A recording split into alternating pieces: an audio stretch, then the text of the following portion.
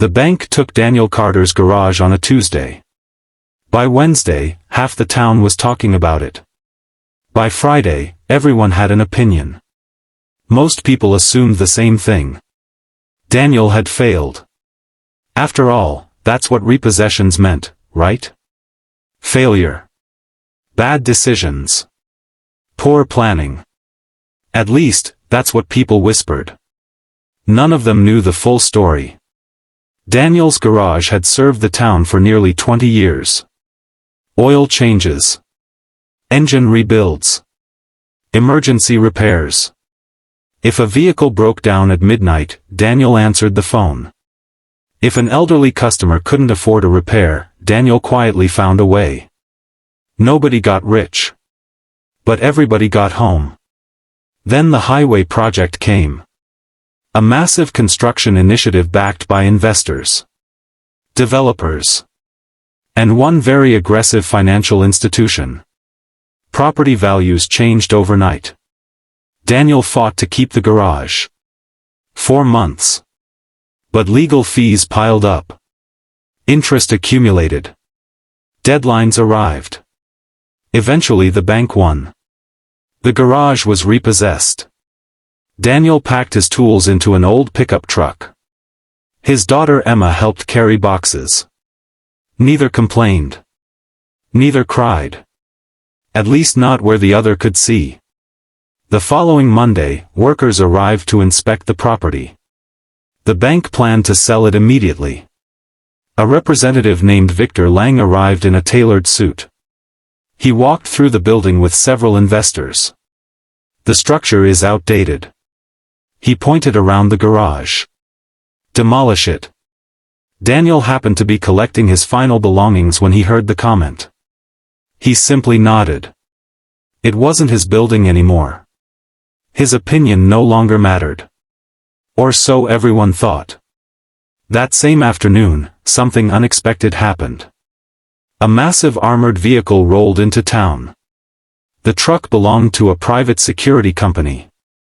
And it was impressive. Very impressive. Military-grade protection. Advanced electronics. Custom engineering. Value? Almost $2 million. The company was showcasing it for a regional contract. Investors loved it. Reporters photographed it. Executives praised it. Then it broke down. Right in front of the former garage. The timing couldn't have been worse. The engine suddenly lost power. Warning lights flashed. Diagnostic systems crashed. Within minutes, the truck became a $2 million paperweight. The security company panicked. The demonstration was scheduled for the next morning. Failure wasn't an option. Several technicians were flown in. None could identify the problem. Hours passed. Nothing worked. Meanwhile, Daniel sat quietly loading the last of his equipment. Watching. Listening. Not interfering. Eventually one frustrated engineer noticed him. Got something to say? The tone wasn't friendly. Daniel shrugged. Not really. The engineer scoffed. Then stopped staring. Daniel returned to packing. A few minutes later, another technician walked over. This one seemed less arrogant. You know vehicles? Daniel smiled. A little. The technician looked around. Several colleagues were still arguing near the truck. Then lowered his voice. We're out of ideas. Daniel glanced toward the armored vehicle. Then toward the bank representatives. Then back. What exactly happened? The technician explained. Daniel listened carefully. Very carefully. Then he asked 3 questions. Simple questions. Questions nobody else had asked. The technician blinked. Actually. He checked his notes. We never tested that. Daniel nodded slowly. For the first time all afternoon, he set down the box he was carrying. Then walked toward the armored truck. Several executives immediately objected. One laughed outright. The mechanic? Another shook his head.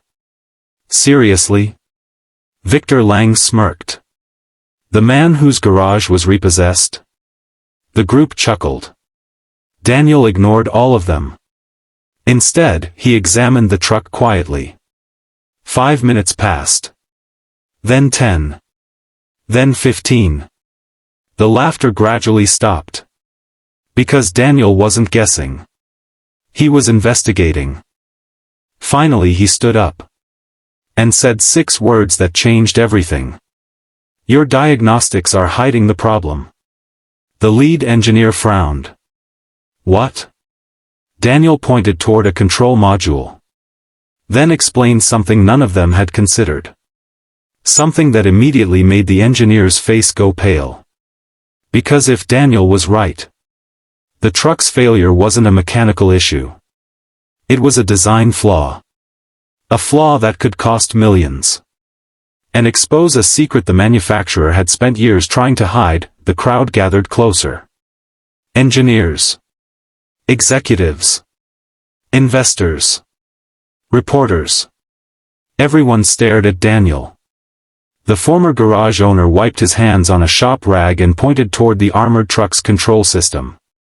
Your diagnostics are hiding the problem. The lead engineer frowned. Diagnostics don't hide problems. Daniel nodded. They can. A pause. If they're programmed to ignore the wrong signals. The engineer's confidence began to fade. Because suddenly, the statement sounded less ridiculous than he'd hoped. Daniel pointed to a series of electronic modules beneath the dashboard. Who designed the fault monitoring system? The engineer hesitated. A subcontractor. Daniel nodded again.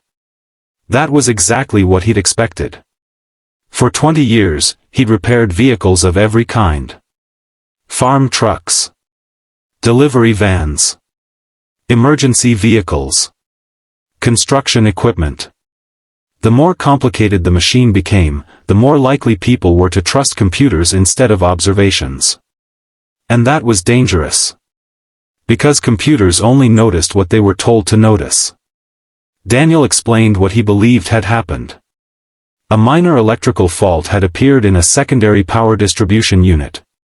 The monitoring software automatically categorized it as insignificant. So insignificant, in fact, that the system suppressed warning messages to avoid alert fatigue. The feature sounded helpful on paper. But under a specific combination of conditions, the ignored fault created a cascade failure. Exactly the failure now disabling the truck. The lead engineer looked stunned. Because the scenario was theoretically possible. Very possible. And nobody had tested it. The executives exchanged nervous glances. Victor Lang crossed his arms.